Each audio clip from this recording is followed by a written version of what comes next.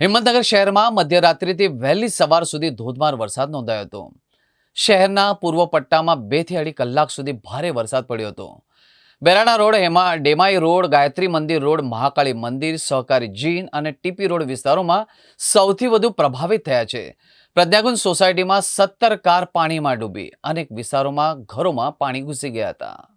વરસાદના કારણે 250 થી વધુ સોસાયટીઓમાં રસ્તાઓ જળબંબાકાર બની ગયા હતા। અનેક રહેણાંક વિસ્તારોના ઘરોમાં પાણી પણ ઘૂસી ગયા હતા। સવારથી જ રહીશો ઘરમાંથી પાણી કાઢવાની કામગીરીમાં જોતરાયા હતા। સ્થાનિક તંત્રની ધીમી કાર્યવાહીના કારણે લોકોમાં ભારે નારાજગી જોવા મળી હતી।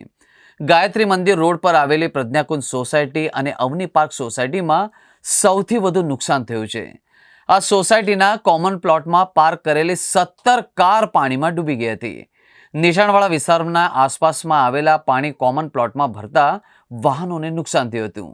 સહકારી જીન વિસ્તારમાં પણ પાણી ભરાયા। શગુન સોસાયટી, શાસ્ત્રીનગર અને ટીપી રોડ વિસ્તારમાં પણ વાહનો અડધો ડૂબેલી હાલતમાં જોવા મળ્યા હતા। હવામાન વિભાગે આગામી 7 દિવસ એટલે કે 29 ઓગસ્ટથી 4 સપ્ટેમ્બર માટે રાજ્યમાં ભારેથી અતિભારે વરસાદની આગાહી કરી છે।